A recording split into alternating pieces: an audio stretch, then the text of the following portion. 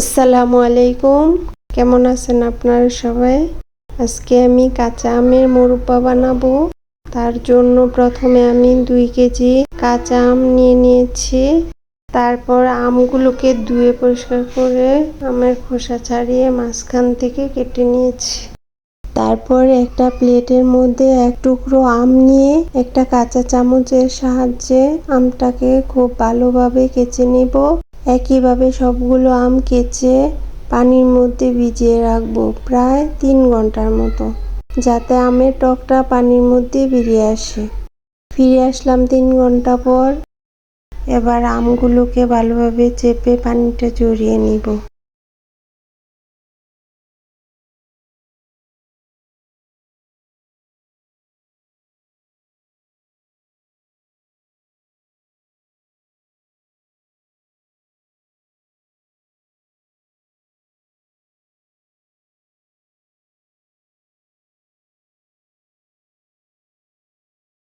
এভাবে সবগুলো আম চেপে পানি ঝরিয়ে নিয়েছি।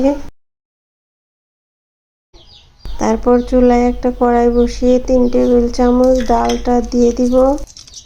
আপনারা চাইলে তেল ব্যবহার করতে পারেন, কিন্তু ডালটা দিয়ে আমগুলো ভেজে নিলে মোরব্বাটা টেস্টটা খুব ভালো আসে। এবার আমি সবগুলো আম একসাথে ভেজে নিব।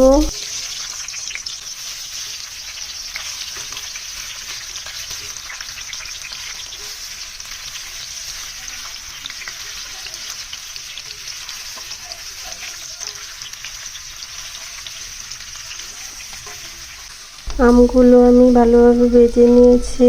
আমগুলো সিদ্ধ হয়ে গেছে। এবার আমি চিনির শিরাটা তৈরি করব। 2 কেজি আমের মধ্যে আমি 750 গ্রাম চিনি ব্যবহার করেছি। দিয়ে দিব 1.5 কাপ পানি। দিয়ে দিব তেজপাতা, দারচিনি, এলাচ।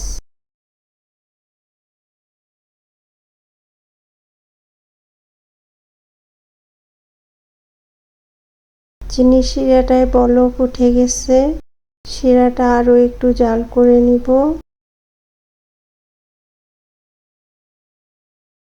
চিনির শিরাটা জাল করা হয়ে গেছে। এবার আমি গোটা মশলাগুলো উঠিয়ে ফেলে দিব।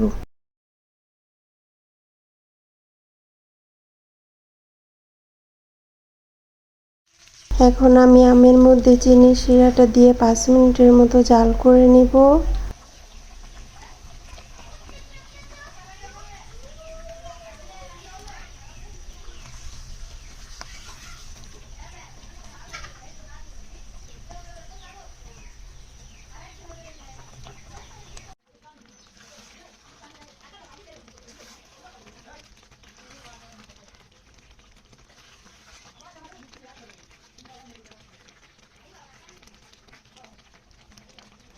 এবার দিয়ে দিব 1/2 টেবিল চামচ লবণ। প্রথমে আমি লবণটা দিইনি। প্রথমে লবণটা দিলে আমটা গলে যেত, তাই শেষে দিয়ে দিলাম। আমের মোরব্বাটা তৈরি হয়ে গেছে। শিরাটা একদম জেলির মতো হয়ে গেছে। এবার আমি নামিয়ে ঠান্ডা করে নিব। তৈরি হয়ে গেল খুবই মজাদার কাঁচা আমের মোরব্বা। এভাবে আমের মোরব্বা বানিয়ে খেয়ে দেখবেন, ভীষণ ভালো লাগে। আমার ভিডিওটি শেষ পর্যন্ত দেখার জন্য আপনাদের সবাইকে অনেক ধন্যবাদ। ভিডিওটি ভালো লাগলে লাইক অ্যান্ড সাবস্ক্রাইব করার অনুরোধ রইল। আপনারা সবাই ভালো থাকবেন। আল্লাহ হাফেজ।